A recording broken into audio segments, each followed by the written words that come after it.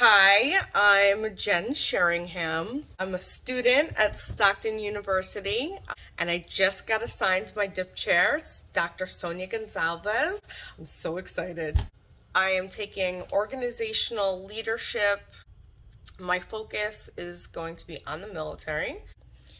As the world progressively becomes more chaotic, Army officer development is crucial for the national security strategy, especially during COVID-19. So I'm really trying to focus on the United States Army Reserve Command, but they might say no.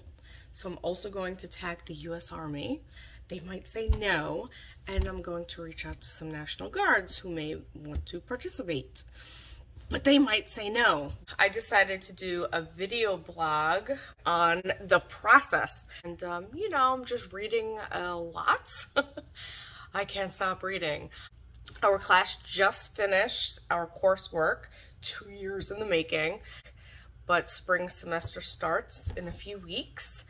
And then we start our research. This is really exciting. Unfortunately, I didn't do any video blogs throughout this process, and I kind of a little annoyed at myself. So I said, you should capture these in a video blog for yourself, for your future self.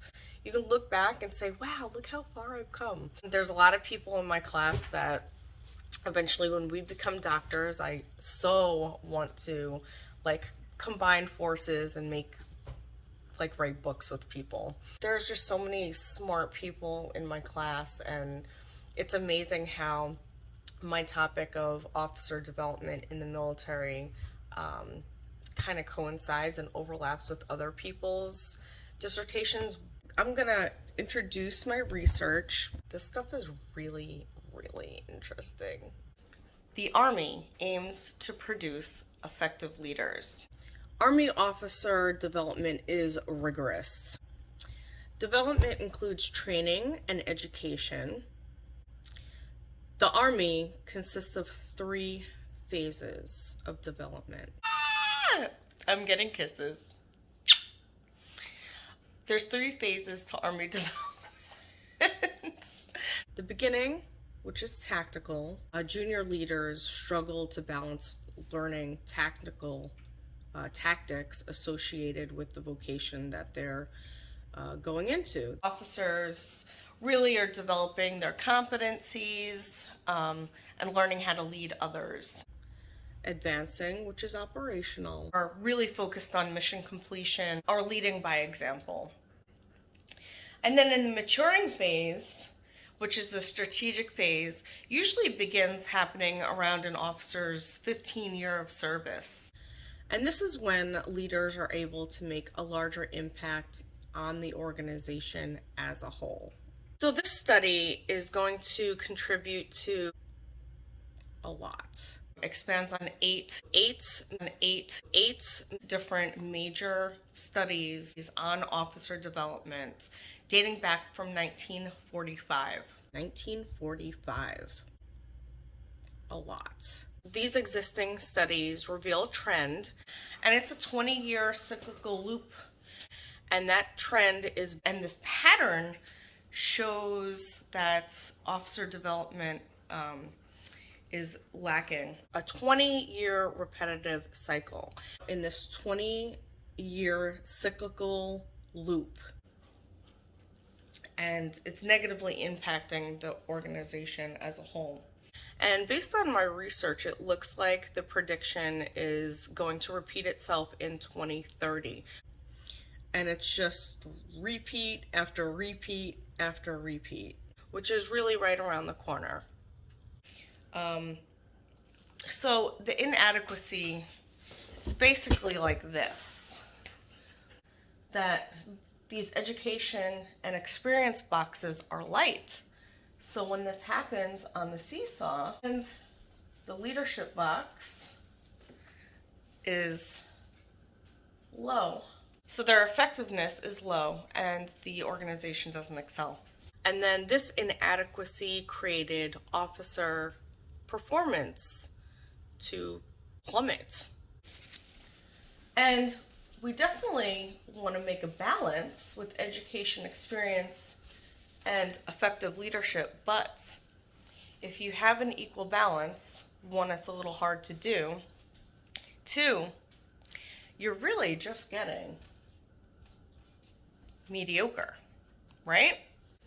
The Army aims to produce effective leaders. So, existing literature suggests that introducing competencies early, that developing strategic leaders early allows an officer to develop these competencies throughout time.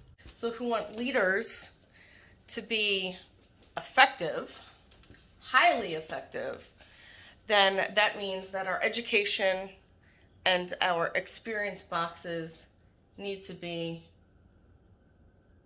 very heavy. Bing, the light goes on. There's indicators which show a pattern, a prediction that this cycle will repeat itself in 2030. And when these competencies are developed, they're more successful to lead their organization forward during chaos. And this is really important because it is a call to action. Army officer development is crucial to carry out the national defense and security strategies. This study is going to explore how Army development prepares Army officers to lead their organization in a volatile, uncertain, complex, and ambiguous environments, and to carry out the national strategy. COVID-19 is a phenomenon, and it's a prime example of VUCA. Competencies that the military may want to adopt in the future, and then look at existing curricula and maybe introduce some things earlier in an officer's career so they have the time to develop these competencies.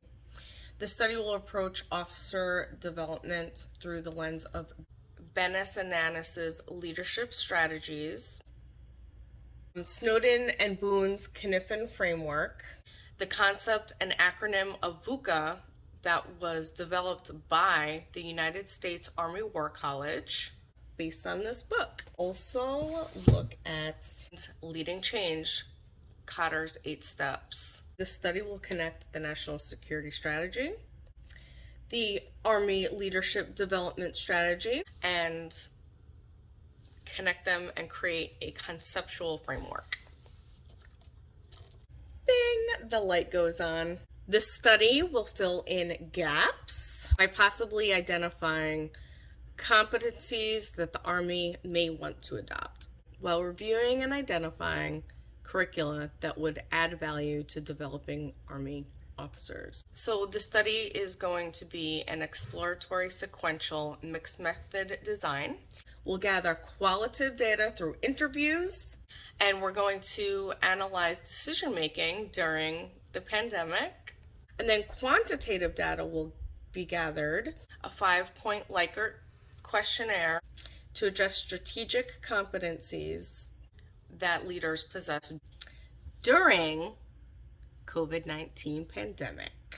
And additionally, we would like to take key performance indicators of readiness to see how these units fare. The IRB process is a little difficult with the military because they don't like us researching on current serving military members.